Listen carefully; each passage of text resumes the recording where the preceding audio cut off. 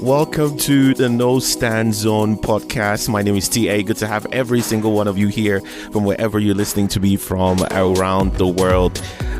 Good to be here. Good to be here. Another week of incredible happenings and events around the Nigerian music industry, and I'm here to cover all of it and bring some things I think you missed. Bring them to your. When I say bring them to your attention, that's the word. Hopefully, I'm able to speak today, and I don't cut off my tongue before the end of the podcast. But thank you very much for taking out the time to be here again. This week, and let me say this. I think I have to say this every time, that I see and I feel all the love that I get from every one of you, both on social media and both from the downloads of the podcast as well. I feel and I see and I recognize and I accept all the love. Thank you for the DMs. Thank you for the likes and the shares on social media. Thank you for the downloads as well of the podcast. And now from all the platforms, whether you're listening on the website, that's acast.com/nostandpod, you're listening on Spotify, Apple, or where else, iHeartRadio. Thank you very much. Wherever you're listening to this from, it's a pleasure to have you here. Let me say, for you who are joining us for the first time, I have to say, where have you been dating for the past year that we've started this? Where have you been dating? But I'm glad you're here. You finally made it. This is what's the word I'm looking for? This is a gathering, or like I say, this is storage of gold storage. Actually, I have to tell you, the things we talk about here, the things we discuss, the things I point out here are not being spoken about anywhere in the industry. This is not even me trying to brag. And I will blow my own trumpet every opportunity that I have. But I think it needs to be said. If you're joining us for the first time, you have to know that this is the numero uno when it comes to covering the Nigerian music industry. This podcast is number one. No one even comes close. Like, I'm not looking for, in fact, I'm not, it's not a thing I look for, like artist interviews and things like that. In fact, I don't want it. Like, and I'm sure a couple of you are saying, maybe because you can't. Like, this is not what this podcast is built on. In fact, I don't want to speak to any of them, because I think with the way it is, eventually the moment you allow that in, or the moment you allow that be what makes your podcast survive or your platform survives, then you're gonna be like,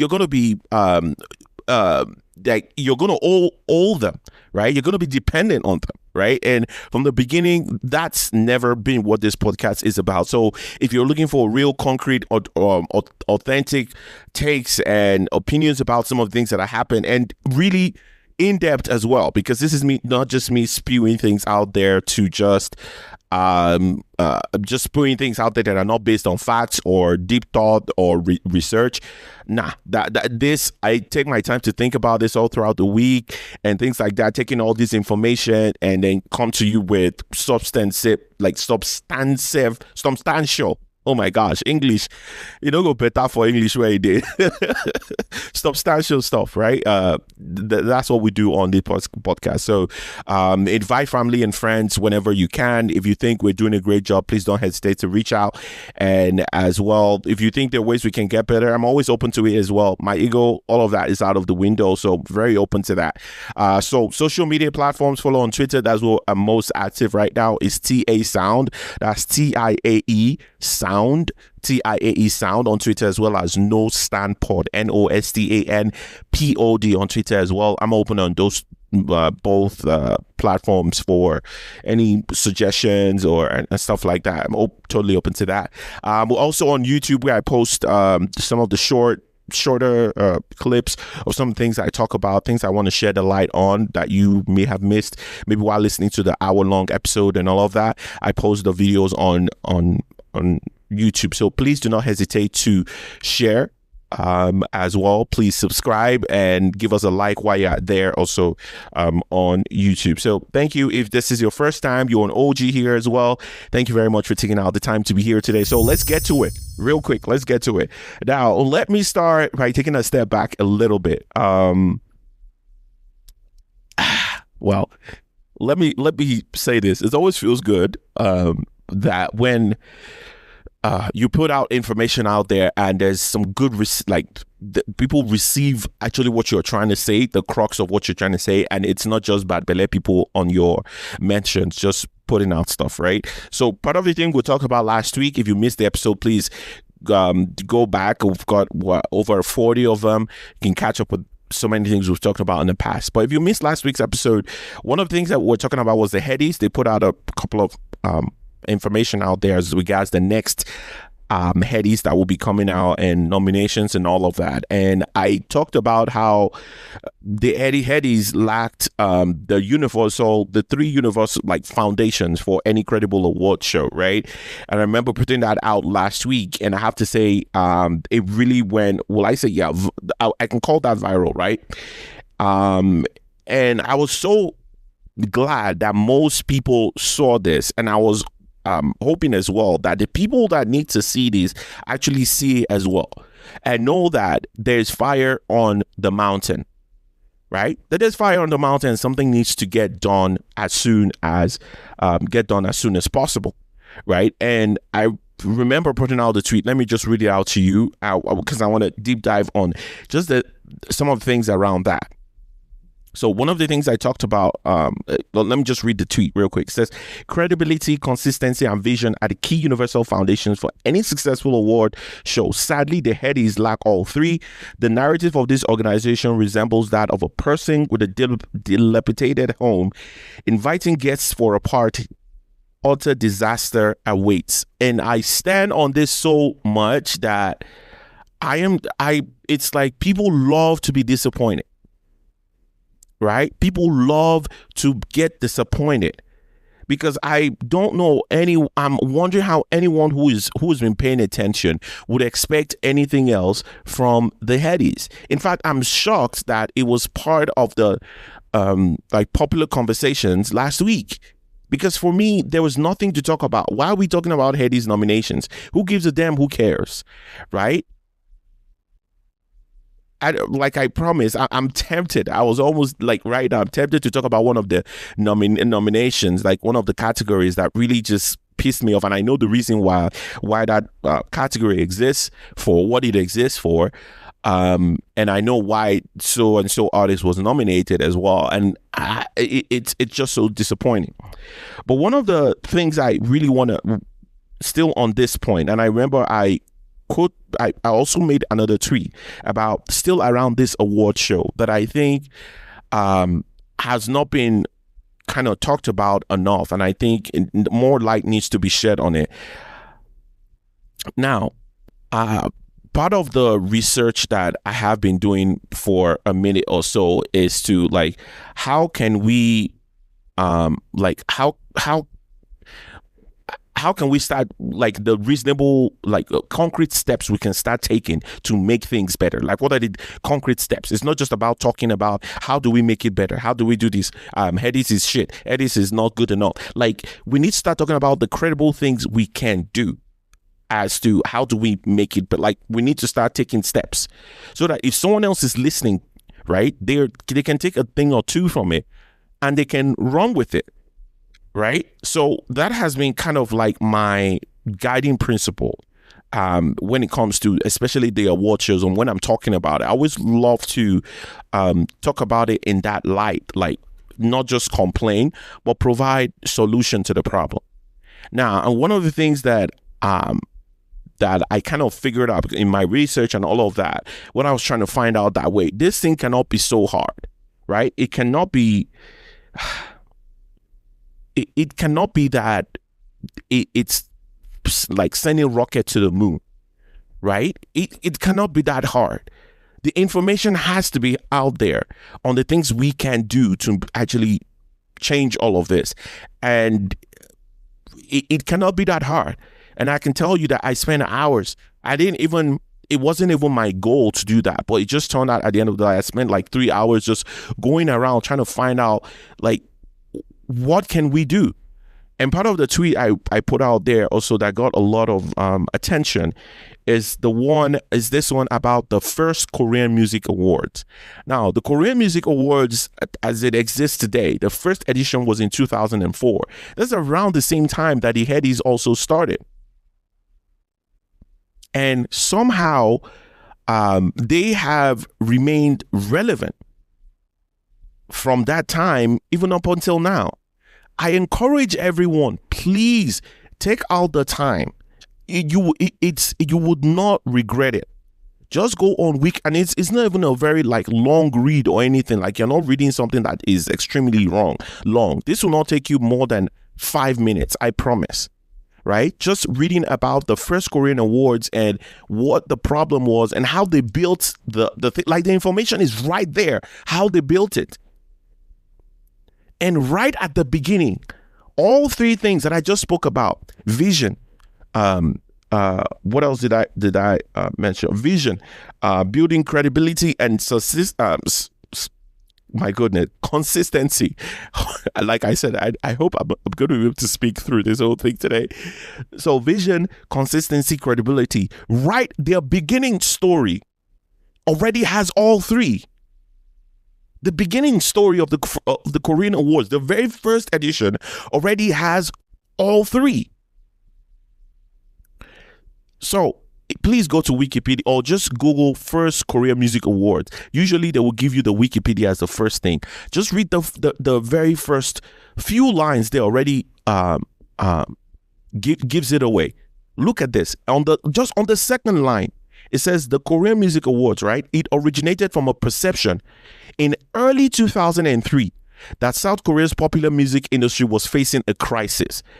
So that line already tells me the first step to creating anything that is long lasting is that we first have to see that as a problem. We first have to recognize. Now, the wording here is so interesting that they didn't say they believed there was it said it was originated from a perception. That word perception is doing a lot there for me, in the sense that it's not, they didn't say they believed the music industry was there was a crisis in media. They said they perceived that they believed that there was a crisis. It probably didn't even exist. The crisis wasn't really there, but to them it was big enough for them to actually stand up and do something about it. And that brings me to Nigeria. I don't think we see this as a problem enough, because I've been talking about this for the past 2 years, that the fact that we don't have a credible way to recognize and celebrate excellence in the movie industry is a bad thing, is a crisis. This, and the number two, they saw the fact that there was no credible award show in Korea as a crisis. They saw that as crisis. When I'm speaking about this, people still see it as, come on for there, Grammys did there. People don't see this as a crisis. I mean, this is not me just talking. This is reading history for you here. This is history right there. The fact that we don't see the fact that we don't see that award show, we don't have any credible award show in the country, the fact that we don't see it as a crisis is mind-boggling, because I've seen it as that for a long time. Now, so many people see it as a problem, as, I was sure no day, but people don't actually see it as a crisis. Like, there's fire on the mountain, let's do something about it. Now, they saw it so much as a crisis that by February, a year later, by February 23, 2004, they had announced a new award show. So they spent the year just planning and building and creating a vision and doing all the three things. Right? So this is solution right there in front of our eyes of how to actually get shit done. Now, the next thing it says, a selection committee was formed in September even before a year, they saw that it was a crisis, fire on the mountain. Guess what? Somebody went ahead and actually did something about it. And that by 9 months thereabout of the same year, they had come up with a committee, and in a few months later, February, they had already the award ceremony was announced. So it took them a year to come up with their vision, to come up with build credibility. Well, to come up with just the vision and come up with a structure, because the other two, with the credibility and consistency, right? I'm going to talk about the credibility for you in just a moment, right? But they spent a year building the structure, which is the vision, and there are other like branches to what vision means, like, but they were at least ready. Let me say this: vision involves building structure as well. So once you have a vision, right, then you can know how deep should we build this the foundation. Right? If you're going to build a 50-story building, then you need to build a foundation that is good enough for that story building, right? And that's what vision does for you. The vision puts everything you're able to put everything on a piece of paper, right? This is who we want to be. This is how we're going to get there, right? And these are the things we need to do. These are the kind of concrete. These are the kind of people we need to, like. It takes a lot. I know I just mentioned just the vision, but under that, if you build it, put on, other branches, it takes a lot. Right? And that was the vision part of the Korean Awards right there. It took them a year to actually at least get the concrete, the foundation rooted in the ground. Right? Now, nominees were selected through, I'm reading also from this, were selected through an initial review of the selection committee and announced February 28th. Now, following the announcement, online voting was conducted. People. Oh my goodness. What I'm reading to you is 2004. Did you read what this is from 2004. Did you hear what is it? Online voting. What was the internet like at that time? The internet wasn't the best, right? But they found ways to make it happen, right? And I'm sure this was not a conventional, the internet and online and going online wasn't the conventional thing at the time, but they did it. Meaning today we have the internet. If the internet is not going to work for you, like over online voting, figure out what would work and get you out of the gate.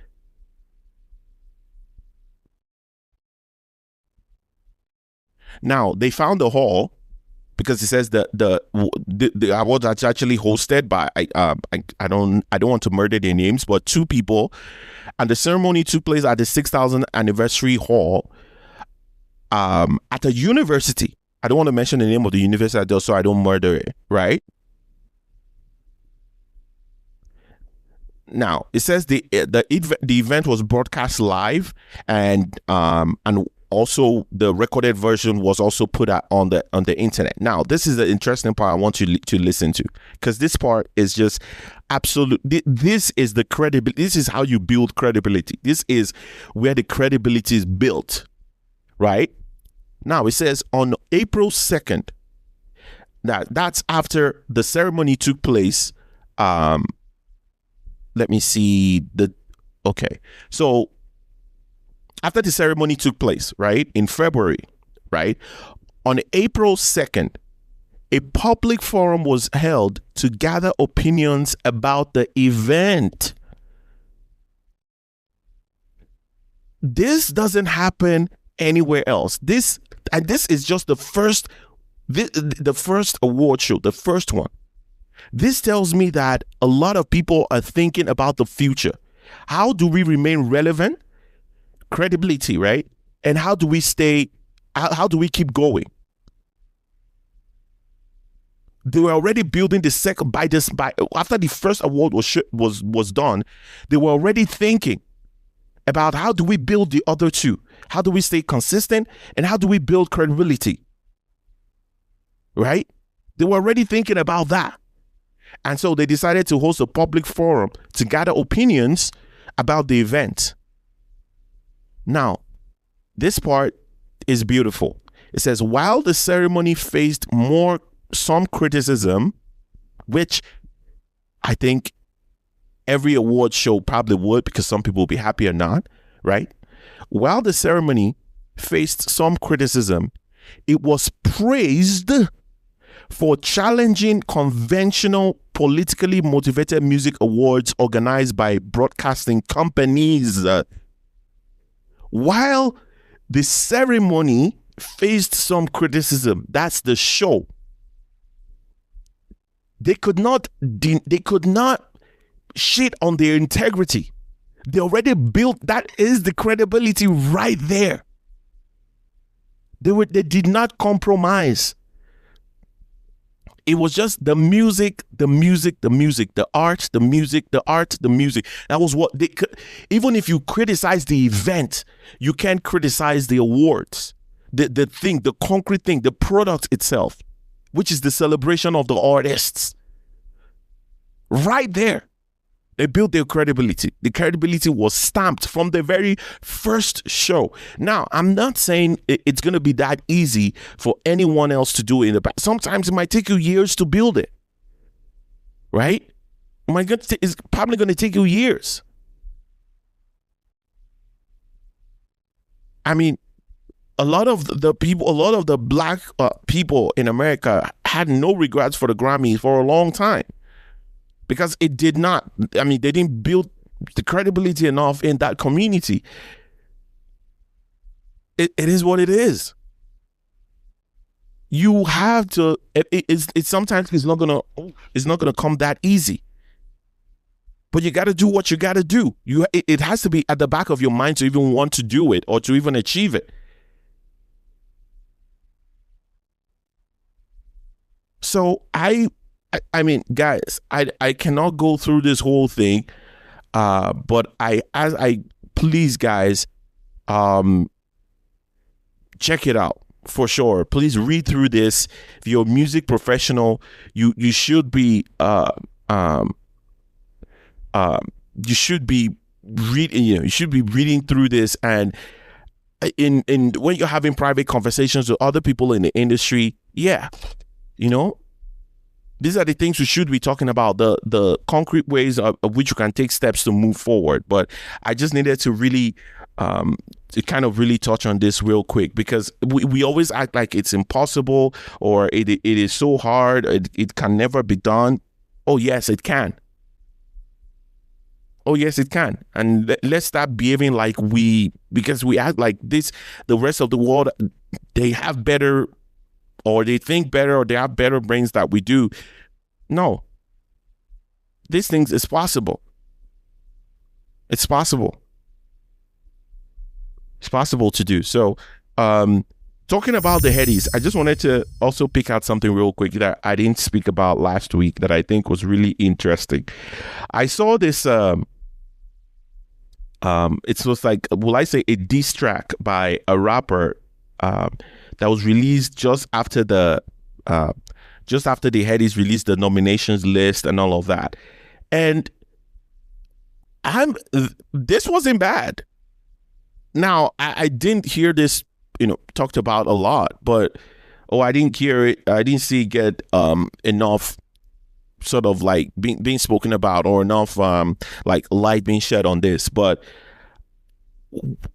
the subject matter of what he was actually saying was sort of like a history lesson for people in the industry it's one of those things, whenever it's spoken about, I'm like, well, it's glad that somebody's actually saying these things, because sometimes people act like the industry started with today, like it didn't exist before. There's this snob towards the history, right? When we say, oh, who's the best at this, it's like it's like the music just started in 2015. You get that kind of thing. So it was good to actually see some sort of like history lesson, basically, was what this D song was about. Like, well, this thing has started a long time ago, right? And I think this was based on him not being nominated and all of that. I support you coming out, and if you have something to say, go ahead and say it through your music. For me, I prefer this to a rant, like a tweet rant as to why you were not maybe selected or something. I prefer this. I actually listened at the beginning. I didn't know what to expect, and I usually was like, let me listen to the first maybe 10-20 seconds, and I was just, we scroll through. But I actually listened to this to the end, and I was like, well, you have a point. I don't totally agree with everything he said on here, but I think he has every right to say what he has to say, and I actually take some of the points he he put out on this disc. I haven't listened to the record itself. I think the post that I saw is just what I've listened to, but him saying hip hop is dead. See, whenever that conversation of whether the genre is dead or not comes up, that's where I draw the line, right? I never. It might not be, because if you're saying hip hop is dead because it is not as big as pop music, then I wouldn't be standing with you on that mountain, right? That's not the hill I want to die on. If you're saying hip hop is dead because the genre isn't, like, there's a purity test, right? Basically is what you're saying, like, oh, it's not as pure. Even at that level, I'm still not going to be standing on that hill with you. It's not a hill I'm willing to die on. In fact, there is no hill where you mention hip hop is dead that I will stand on with you. Now, because genres have different they usually have different phases, and sometimes the sounds change, right? Sometimes the styles change, or the most prominent style at that time changes. Like, if nobody, using rap for example, and just out of the Nigerian context for a bit, nobody was singing like Drake does in the 1980s and 90s, right? In American rap, right? But it's taken a different sort of morphed a little bit, where you're singing and also rapping on the same track. You're biggest rapper in the world, right? And one of the biggest artists, right? So, I mean, there are times that will happen, but to say hip hop is totally, especially in Nigeria, I want to keep this in Nigeria, to say it's dead, I'm never going to stand on the same page with you. My favorite artist of all time, now this is not even my favorite rap artist. MI is my favorite artist ever, anywhere, home and abroad. So when you say hip hop is dead, I'm like, nah. There has been someone with a lifeline for a long time keeping this thing alive before you were even relevant, right? So I'm never going to be on that page, but I think he has the right to say what he has to say. It was a great, I don't know, diss record, but that's what people are calling it. So I'm like, yeah, go ahead. If that's it, I just wanted to point that out because I really, really did like it. And I just wanted to be like, well, Oladips, you have every right to diss the Headies. In fact, if you're dissing the Headies, I'm on the same page with you. It's a shitty award show. Probably should not even be on. They should not be recognized until they do something different about the organization and the vision, the planning, and just all of that. They do a revamp on their public image. I am on the same page with you. You can diss the Headies from here to the moon. That hill I will stand with you on. That they're not relevant, and they shouldn't be treated as if they were. So shout out to Oladips on that one. It's just needed to recognize him on that.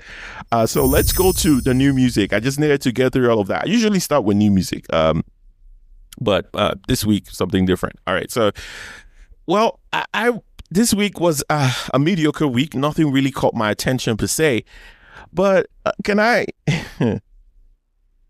I put out this tweet shortly before starting the pod, and it because it's been on my mind all weekend, right?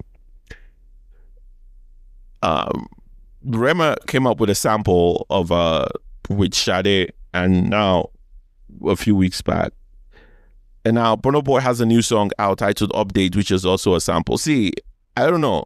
It's like you get a sample, you get a sample, you get a sample, you get a sample. Everybody, we all get samples here. Let's go. I mean, it's like it's sample season in the moment, right? It's sample season. Let's go ahead. Whatever it is, whatever this plan is, everyone is looking for the next great sample that can get you a viral hit or global hits. Good luck to you, right there. I don't know what the plan is. This looks like everyone is trying to, let me not say everyone. Whatever Burna Boy was doing on this song titled Update, I don't know. It was another mediocre track for me. It's evident for me. It's been a while that I've noticed anything original from him. I mean, 2 albums ago, he was trying to do some. I mean, the last time for me personally the last album that I kind of rate anyway is, I think, African Giant. After that, I don't know what run he was on with Love Damini, and this last one was like a trolling album, hip hop album, whatever. All of that, for me, I checked out like 2 years ago from Burna's music. Does nothing for me. I understand what the plan is and what the aim is. Get popular in the US. I mean, I guess that's the plan. That's where the money is. But then the music suffers. I mean, this is not even me just saying it. With Ira Star, is the same thing. With Thames, is the same thing. Like, and it's a different thing to say the music suffers and you still being popular. Like, he had, what's it called? Last, which is an incredible record. But the album wasn't anything to write home about. And they know it themselves. Whenever I say these things, people say, oh, no. People try to say, oh, no, it's not. Look at how they act. Right? Towards their project. And that tells you everything you need to know. Right? And with so many artists, I'm noticing it as well. With Fireboy, the quality of the product is dropped. With Ashake, is dropped as well. All these artists that get some international success, and then that becomes their goal, or what they're trying to hit that international market again. Where I'm like, what got you the international recognition in the first place? Is you staying original and finding the motivation from within yourself, rather than let me make a music to this audience, rather than just put out your music and the audience will love it. They've loved it in the past and they will love it again because they love it because it's you, it's original, comes from you, right? So I mean, it is what this for me was. For me, it was hard to listen to, right? Because I think this is way below par. This is him just throwing everything at the wall and seeing what sticks with this song. I was hearing all the lamba, all the lines. I'm like, nah, I don't need all of that. Too much. This was him throwing different things at the wall, trying to figure out which one are the fans going to be able to latch onto, right? If they latch onto this lamba, maybe the song will work. If they latch onto this lamba, maybe the song will work. Make I put in one international sample there. Maybe the international people will gravitate towards it as well. It was just a lot of trial but what I think this record is. He's testing the waters. If he's not testing the waters with this record, oh my goodness, what a rude awakening is going to be when that album drops. And this is one of the songs you're giving us in anticipation of the album, because usually if you're going to come up with a project, you want to at least come up with your best foot. The album might not do the greatest, right? But you want to always come out with your best for the song that will help drive the success of the album. Either way, like, it's the way is how the industry works. It's not even me like, you release the lead, that's why they're called lead single to the album, right? Only very few times that artists don't do that, right? I mean, for example, Davido's last album, where there was no lead single towards the album just came out, did incredibly well, right? So if this isn't an experimental thing, because that's what this record sounds like, there is no quality to it.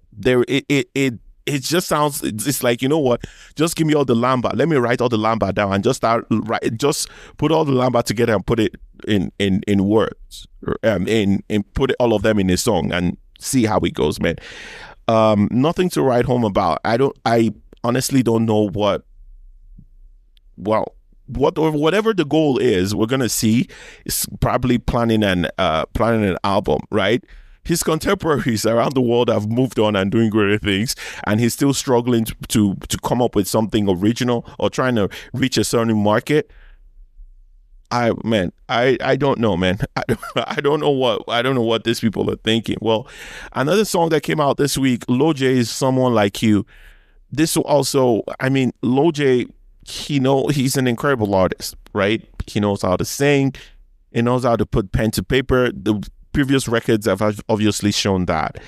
And that's why coming into this song, I think for an artist like Lojay, I always have high expectations, because I think he's really, really talented, right? Ridiculously talented, right?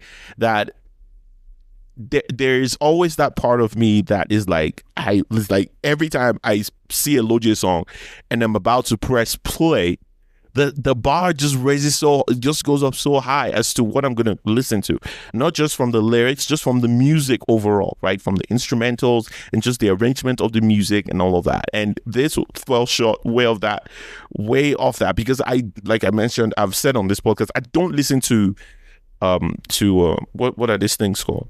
To snippets anymore. I don't. I think it does a disservice for me personally. I think it does for the music, and I just want to respect every artist. I know they're putting out the snippets to create anticipation and all of that, but I don't need to be wound up to listen to your record, right? It's what I do. Come here and listen to it. And so I've avoided all the snippets. And so whenever I'm coming, whenever I want to listen to Lojay, the standard is high. Same thing here. And I was just really, really disappointed. Fell way short of what I actually expected from him. So I mean, that one is what it is. I don't know if you guys are listening to something, if you guys have listened to anything this year that has kind of inspired you, that you really think is good enough, please hit me up, let me know, because it's we're gonna get done with February and I'm still not greatly impressed. Like, I have a few albums I've spoken about here that's been really incredible. Terry Akpala, of course, number one. 255 I've spoken about as well. So I mean, just outside of those two, well, what's her name? My girl, Love Deeply, who put out her album, well, mostly I would say from last year, but I would like to kind of recognize, like I said, I want to recognize her as an album coming in this year, is Nana Fofi, Love Deeply. So it's just kind of 3 albums for me, and these are not from the most like mainstream artists. Well, none of the mainstream artists have put out any album yet, so I'm not going to hold them to that yet, but we're gonna get it. And from what we have gotten from them so far, at least from the mainstream artist, I wouldn't say it's anything to write home about, but we keep our fingers crossed. We're gonna have to wait and see how that goes. Another song that I heard. Oh, this one is not a song. This is an album by Seyi Vibes. Seyi Vibes has an album out right now. Well, I said no, not an album, an EP out right now, titled Children of Africa. He has an EP out right now. Is he calling it EP? He's not calling it anything. It just has 4 songs out, because I'm looking at it here. Yeah, it's not called an EP or anything. So shout out to him. But let me say something real quick about Seyi Vibes. I don't think I've spoken about him a lot on this. I don't think I have spoken about him a lot on this pod, but I think it's at that point where I think something needs to be said. I remember the first time I sort of saw him in the mainstream, and anyone who has been following the Nigerian music industry long enough, or Seyi Vibes long enough, we know how he came in. They were comparing him to Asake at the time, and that was kind of how, at least I got to hear him. I was like, oh, who's this guy that's trying to sing like Asake? And that's kind of like the conversation at the time. But man, Seyi Vibes has earned my respect, not because of this project, but just taking the time this past week to just look through his career, and this man has gone and built himself an identity. For someone who's come up, was so tied to another artist, oh my God, he's done such an incredible job of really, really putting himself like to the side and coming up with an identity that is to him alone. Today, you cannot say Seyi Vibes and you're talking about Asake in the same conversation. Not like in talent or anything, but like Seyi Vibes is Seyi Vibes. Right now, it's not Seyi Vibes that sounds like Asake. It's Seyi Vibes that sounds like Seyi Vibes. Shay Vibes coming up with his own aura, his own sound. Not like sound. I don't want to use that like his own sound, but what makes him him, his own specialty, sort of. And I was thinking about it. I'm like, so much respect for him, so much respect. He sort of puts out music like he's on SoundCloud, right? Or those the rappers who put out music on who just release music every now and then. It's like there's no time, there's no like clock to him, right? And he always seems to have his head down and all about the work, all about the music, all about just getting better at it. And Shay Vibes has gotten a lot better at this music thing. From crafting the music, to writing the music, to just the overall sound and how presentable the music is now. Because that was a turn off for so many people at a point that it was too harsh, it was too raz, it was too... that not everybody could take it in. That was some of the criticisms earlier on. And he's at this point where it's him, right? Whatever you're getting, you'll be like, it's him. He's not trying to give you something experimental. It's like, this is me. And this is what I've been speaking about for a long time. So, like I think I put out a tweet a while ago that I want to quickly pull up. Let me see if I can find it. Where I mentioned something. I'm like, wait, why is it that artists cannot stay original? And this is the tweet, I have it here. And this was from last month. And I said, why is it so freaking hard for artists to stay original to what makes them special? Stay original, like what makes them separate from the flock? Everybody wants to be Einstein without the bandwidth. Yo, stay original. Stay original to what makes you you. We love your music because you are you.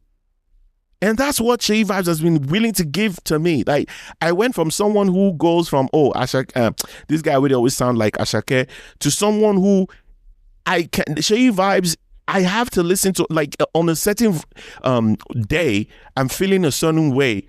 I'm putting on the song Doha just to get me out of get me out of my house. That's the kind of artist he has become. From that way we talk, say, they do hair like Ashake, to someone who has his own identity now. That's a lot of growth. That's a lot of work that we haven't actually credited him for. Someone who came in and the industry has a different view, and he was able to build himself the past, 3-4 years now. Is it 3 years or so? To these artists that he is today. Man, shout out to him, bro. He's done hard work. It's not easy to do. This part is not easy to do. What he's been able to achieve here.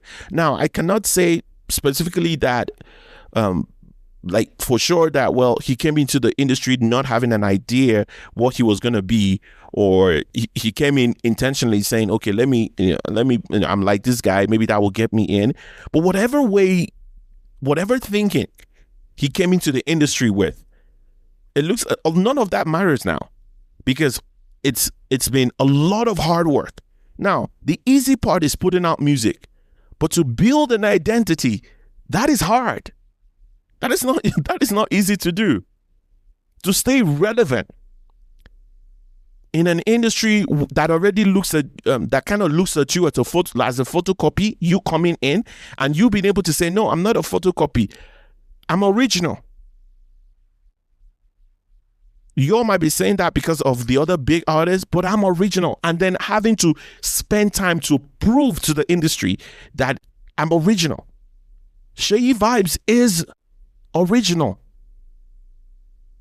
And he's done a lot of work to get here. And I just wanted to commend him, man. That has not been mentioned enough, I feel. The work he has done on the back end, staying original, staying him, staying consistent. Man, wow. And then to this album, Children of Africa, I totally love it. Mario Kart, Macho happy song. Whatever he was doing on Shaolin, I'm not I'm not totally in yet with. It was just too much for me. Looking at the numbers, at least on Spotify here, the song is the one most people have listened to the most, but I don't really like the song.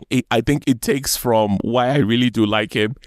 Whatever he was experimenting here, for me, it didn't work. But you see that Mario Kart, it's a brilliant song. I will take it any day of the week. Incredible. And just 4 songs, but I'm at that place where even when he doesn't tell me he's coming up with a project, or I don't see it anywhere, the moment it drops, I'm like, yeah, I don't give a damn whether you announced it or not. Just drop the project and let me listen to it. That's basically my mind, where my mind is with Seyi Vibez. But man, I just felt like this needed to be said. He needed to be really giving credit for building a career that has kind of where he has set himself apart from the flock, right? He has stayed original. I mean, not as big as some of the other, and big, and I won't even use the word big, beg your pardon. That's a very disrespectful word to use. He isn't been as international facing as many artists, but he stayed original, and he's still one of the now this is the place to use big. He's still one of the biggest artists in the country.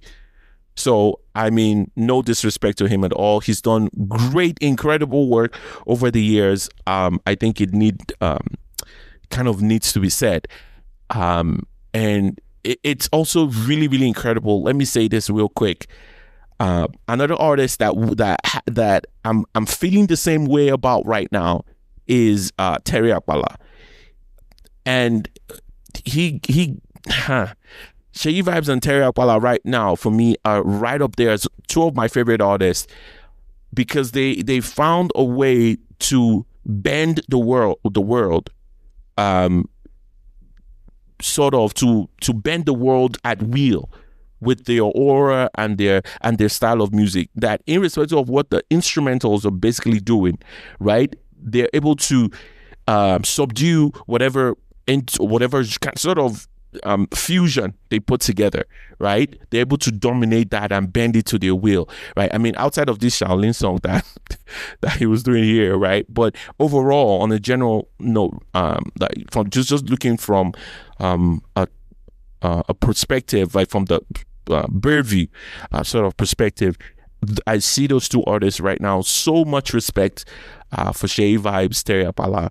And even looking at Akpala's career as well tells me a lot of work, a lot of learning, trial up until now, sort of where they've been able to feel comfortable where they are and know how to navigate whenever they need to put out music. Whatever the sound is, they're able to subdue it, and it's still a Seyi Vibez local sort of that vibe. Even if you're like with what Terry Akpala does, I think he had this song that had the R&B sounding feel, but then him just being on the record already just breaks the whole thing down. The mystery of the instrumental, the R&B, it just breaks it down, and then the fusion is right there, and it's just really easy to take in. So, I hope you guys understood what I mean. I just went on a rant right there, but shout out to Seyi Vibez. Incredible music.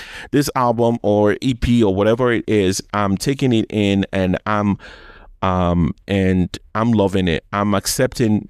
I'm accepting this as an incredible body of work.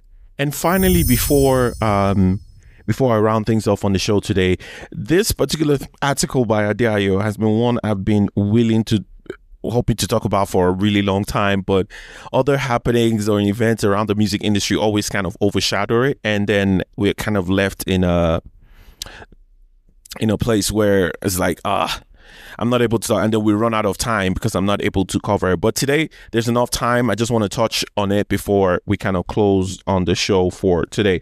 Now, Adeayo put out this article a while ago. It's been since like last year, December to be precise. And I will just summarize what the whole idea is, and I'll tell you why I specifically picked this article to talk about, and what are my thoughts around it? And the question he was asking on this article is, are artists failing to make music that captures the Nigerian reality? And basically, he goes on this about the how difficult things are in the country, and that artists have always like things are how things are difficult in the country, from corruption and all of that, and abysmal leadership. And he's saying the mainstream music, that's the pop music right now, barely reflects this. And then he went on to mention a lot of songs from Two-Face, for instance, to Idris Abdulkarim, Jaga Jaga, to Sound Sultan, Motherland. And then he went on just listing Mercies of the Lord by I don't think I remember. Let me hold on. So he went on to by Orisha Femi. Yeah. Oh my gosh. His name just skipped my mind. By Orisha Femi, that Green and Rims. I remember that. And one of the things we went on to also mention here is that this artist failing to cover or reflect this reality sort of takes away from their credibility, or in a way, right? And he says they'll be missing out on like greatness and all of that if they don't cover it. Let me read this part to you. I think it says the current state of the nation calls for musicians who can share the people's painful reality and document it for posterity. It calls for those willing to embrace greatness by rising beyond their fortune, reflect the time. See, I strongly disagree with. Now, for you who missed that, the whole premise of this, like just to quickly summarize more poignant right now, saying things are difficult. Artists have done it in the past where they reflect what is going on, sing about it, and now mainstream artists are not really singing about it. And it goes on to mention the artists and the songs they've done in the past, and says those who are willing to embrace greatness, and they should be able to, they should sing about it and be able to document it. First of all, I think the moment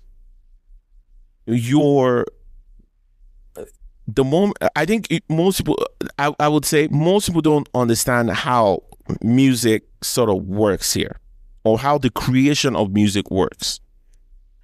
The thing is, things are worse now than they were at that time.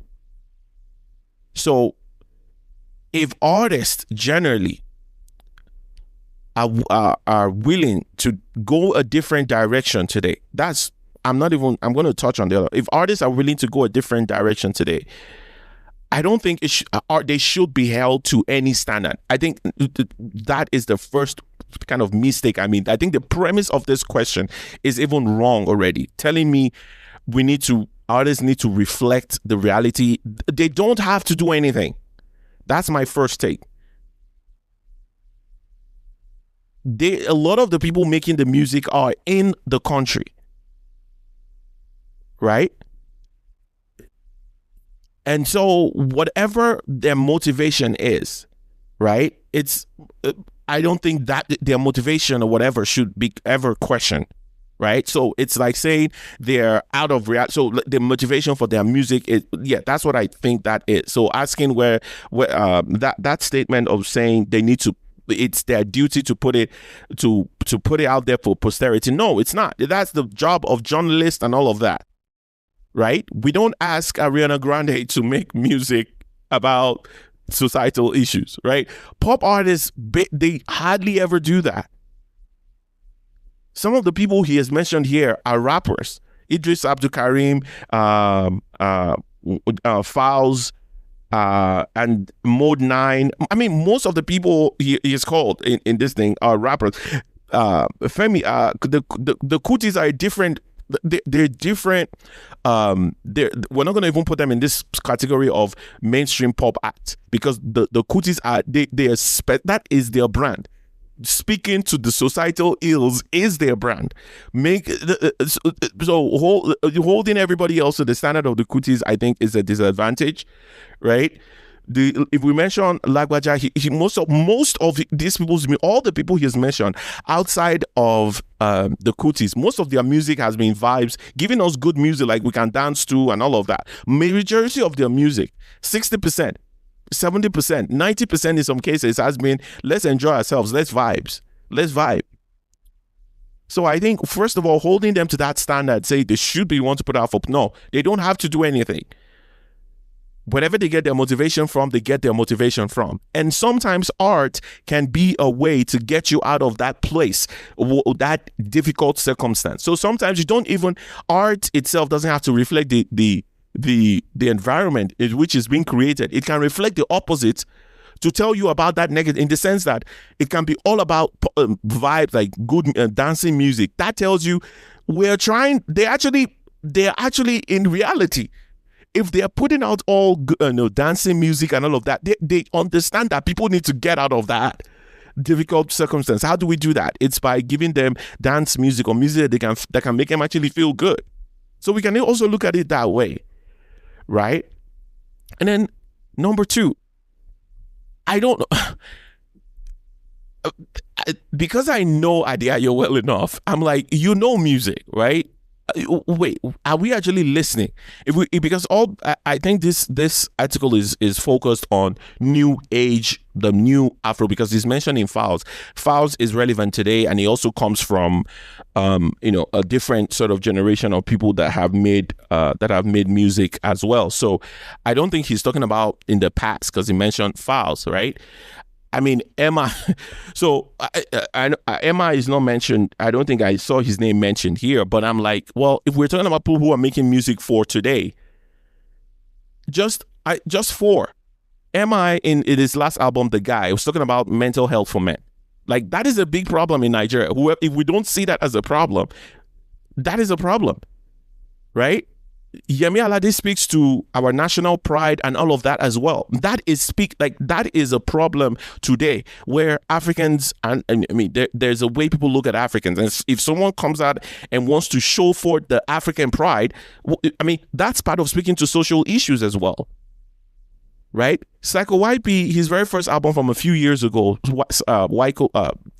Psycho Season or something like that, YP Season, beg your pardon, where he had Odumodu Black. Two of the songs has been one of the most introspective songs from a rapper I have heard ever, where he speaks to some of the difficult things happening. In fact, shout out to Odumodu Black too, who also spoke on that, some of the things happening in, with women and girls in our community today, in one of the verses. So people are speaking about it. I'm wondering, so I mean, I think on just those two levels, the two questions I asked, I vehemently disagree with him on this article. The premise of the question, I think, is wrong, and the way he even concludes on it, that it concludes the article saying it calls for those willing to embrace greatness. No, that Femi Kuti and all of those people, the Kutis, what made them necessarily great, it doesn't have to be the criteria we use for everybody else. I don't know whether you get what I mean. P Square will be great. I mean, P Square also spoke like P Square will be great forever. That they didn't focus on social issues like the Kutis did does not make them any less, right? So, or they didn't focus on it like Daddy Shoki or Lagbaja doesn't make them any less. Or they didn't focus on it like Sound Sultan, does not make them any less, right? And this whole idea of, I mean, the moment you're feeling like artists need to do something, you're already wrong. Like artists will produce whatever the way they feel at a certain time, right? If you're saying, okay, and if you're saying every time I feel sad, then I put out sad music or music that is speaking to social issues all the time, and I think most artists are doing. They're speaking to some of these things today, and I think just putting like a demand on them for me is where I totally disagree with this article, like 100%. The question itself is off for me. In no place or anyone, like, you understand how music is made and you understand the minds of artists, would anyone be questioning and be saying, oh, the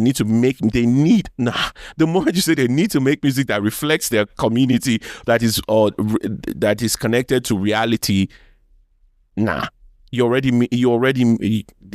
missing it. I needed to speak to that, and the fact that artists are not doing it, I think that's also, it's not totally honest yet there. A lot of artists actually putting this out, that, I mean, the whole Burna Boy's vibe at some point, Burna Boy's whole vibe at some point was that Nigeria is not doing well. Like, his music speaks to that. A large portion of his music speaks to that. Not majority, but a reasonable portion of Burna's music speaks to that. So, I mean, what are we talking about here? Yeah, so this article, I saw it and it just hit me a certain way. I was like, wait, bro, what's the idea you're speaking about here? He's just so wrong in so many ways. I just needed to point that out. You guys go check out the article, by the way. It's on Pulse NG. I don't have any problem shouting him out in any way. So you guys go check it out. Let me know what you think as well. On any of the things we've spoken about or have spoken about on the show for today. If there's any new music you're listening to right now, please let me know. We talked about the ways we can move forward, concrete things we can do to move the Nigerian music industry forward from the perspective of the award show. Looked at the first Korean awards and sort of to give us an idea of how we can start to build something that is credible in our own industry as well. Thank you very much for taking your time. I honestly really appreciate you for your time today. As always, please don't forget to follow us on social media. On Twitter is TA Sound, TIAE Sound, as well as No Stand Pod, NOSTANPOD. You can also please follow on YouTube is the No Stand Zone podcast with TA on YouTube. Please subscribe and also like our videos there. As always, please don't drink and drive, don't text and drive. Until next week, stay blessed.